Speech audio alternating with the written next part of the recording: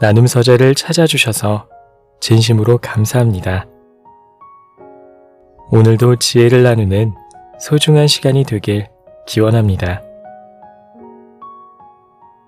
우리는 모두 알고 있습니다. 우리가 하는 걱정의 대다수는 실제로 일어나지 않는다는 것을 말입니다. 하지만 막상 자신이 당사자가 되면 걱정거리를 쉽게 떨쳐버릴 수 없습니다. 걱정하는 일이 일어나지 않길 바라는 순간에도 걱정하는 바로 그 일을 떠올리기 때문입니다. 그럴 땐 아무 생각 없이 걸어보십시오. 발걸음마다 몸은 흔들릴지언정 복잡한 마음만은 차분히 가라앉을 테니 말입니다. 걷기가 취미인 사람이 늘고 있습니다. 운동량으로 따지면 걷기보다 뛰기가 좋습니다. 하지만 마음을 정리하고 걱정을 덜어내기에 걷기만큼 좋은 것이 없습니다. 꾸준한 걷기로 마음의 근육을 키워보시기 바랍니다. 오늘은 이와 관련된 생각 나눔과 함께 책 50에 읽는 노자에 실려있는 이야기를 들려드리겠습니다.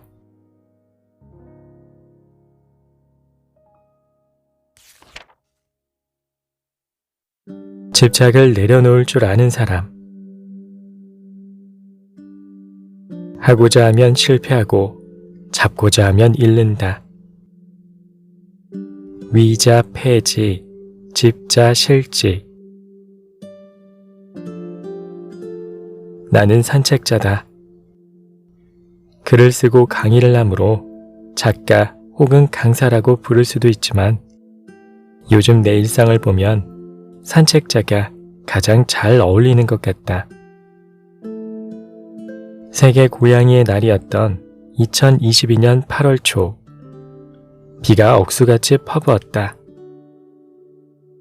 최근 몇 년 동안 그렇게 비가 많이 온 적이 없었던 것 같다. 그런 날에도 나는 식물원을 산책했다.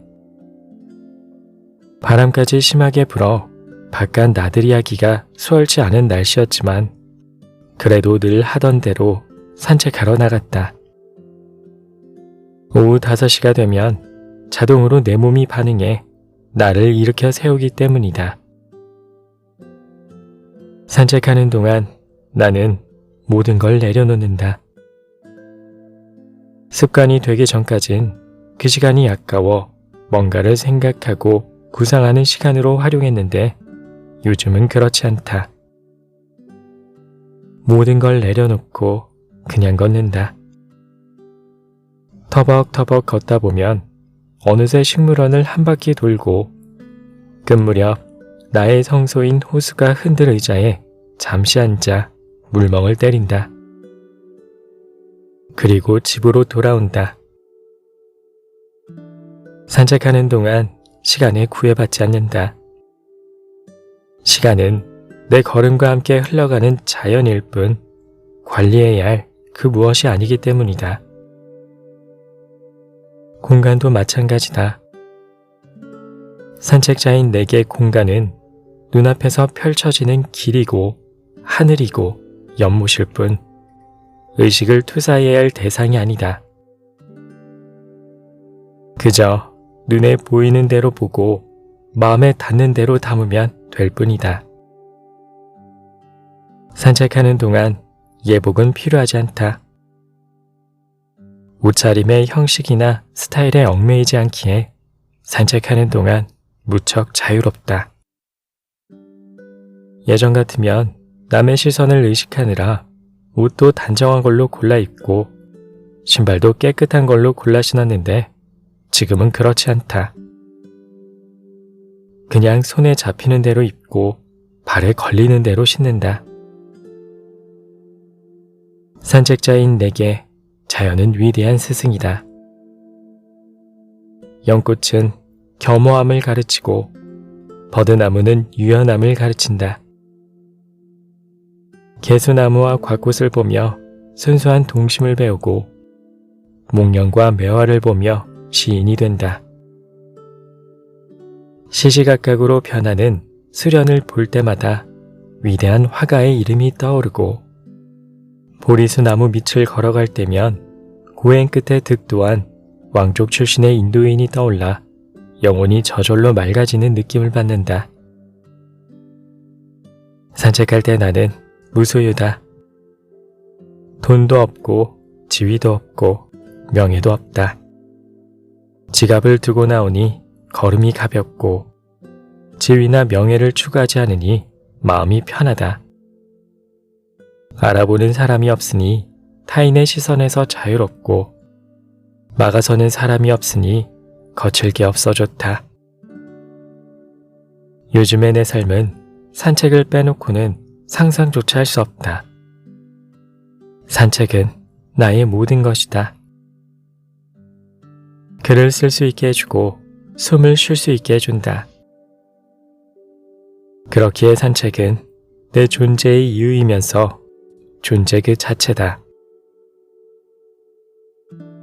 산책을 하며 내 길을 걷고 발견하고 세상과 연결되고 소통한다. 산책이 없으면 나는 죽은 것이나 마찬가지이며 내가 좋아하는 일도 신기루처럼 사라져버릴 것이다. 산책을 할 동안 나는 모든 걸 버린다. 과거의 나를 버리고 욕심을 버리고 집착을 버린다. 그럼으로써 나는 모든 걸 얻는다. 비어진 머릿속에 새로운 지식들이 채워지고 비어진 마음속에 새로운 영감들이 채워진다. 집안에만 콕 박혀있으면 나는 하루하루 나이만 먹는 노인에 불과할 것이다. 신선한 공기를 쐬지 못해 말라 비틀어가는 식물들처럼 산책이 없다면 나라는 존재는 금세 시들어버릴 것이다. 산책은 내 삶의 청량제이고 기쁨의 원천이고 내 일을 도와주는 가장 완벽한 조력자다. 무뎌진 감각을 일깨우고 탁해진 마음을 깨끗하게 해주기에 산책은 내 마음의 샛별이며 내 영혼의 청소부다. 노자는 말한다. 전하를 취하고자 하지만 내가 보건대 필경 성공하지 못한다. 전하는 신령한 그릇이니 함부로 취할 수가 없다. 하고자 하면 실패하고 잡고자 하면 잃는다. 도덕경 29장. 걷지 않는 사람은 죽은 사람이다. 관 속에 누워있다는 건 더 이상 걸을 수 없음을 뜻한다. 그러므로 길을 걷는다는 건 생명의 확인이다. 걸음으로써 일상이 생겨나고 그것이 모여 삶을 완성시키므로 삶의 도는 걷기에서 비롯되는 셈이다. 길은 손에 쥘 수 없고 발 아래 놓아야 한다. 길을 내려놓지 않으면 길을 걸을 수 없다. 길을 걷는 사람은 마음의 짐도 내려놓아야 한다. 마음속에 짐이 무거우면 발걸음은 천근만근이 되고 제대로 걸을 수 없다. 집착을 내려놓아야 올바른 도를 걸을 수 있다.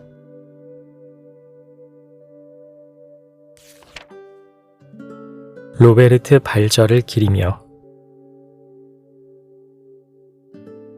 헤르만 헤세는 법정 스님만큼이나 내가 좋아하는 문인이다.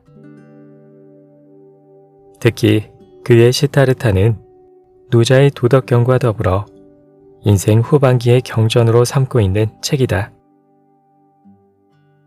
시타르타는 고행으로 득도하고자 했다. 하지만 실패했다.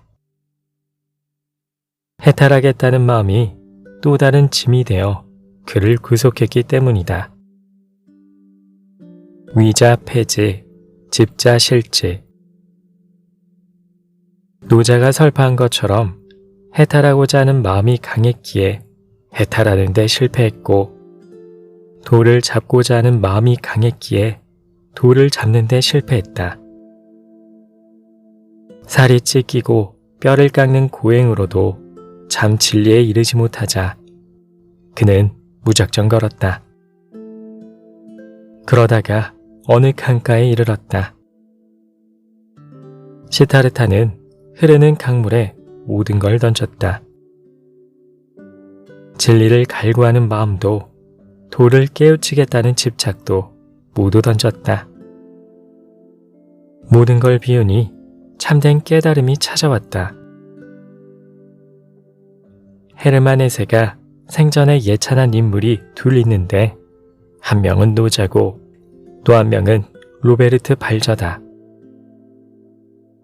헤세는 노자의 도덕경을 동양 사상에서 가장 빛나는 보석이라고 했고, 발저 같은 작가가 지성을 주도한다면 이 세상에 전쟁이란 없을 것이라며 그의 평화주의 사상을 옹호했다. 발저는 스위스 태생의 작가다. 그의 글은 손이 아니라 발에서 나온다. 그는 위대한 산책자다. 그는 책상 앞에서 글을 쓰거나 잠자는 시간을 제외한 거의 모든 시간을 밖에서 걸어다니며 보냈다. 장 자크 루소도 걷기를 좋아했다. 그의 이름을 세상에 알린 논문 학문예술론도 감옥에 있는 드니 디드로를 면회하기 위해 걸어가는 동안 영감을 얻어 작성했다. 발저는 루소보다 더 많이 걸었다. 그는 보기 드문 특별한 수준의 기나긴 산책자였다. 그러하기에 그의 글은 특별한 의미로 다가온다. 산책은 나에게 무조건 필요한 것이다.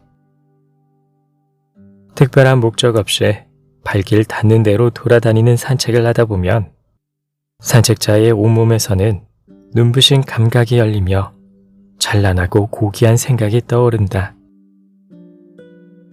산책을 통한 자연의 명상이 없다면 나긋하면서도 엄중하게 경고하는 자연의 탐구가 없다면 나의 삶이 아무런 의미가 없다고 느낄 것이고 또 실제로도 그럴 것이다. 산책자는 오직 바라보고 응시하는 행위 속에서 자신을 잊을 줄 알아야 한다. 로베르트 발저, 산책.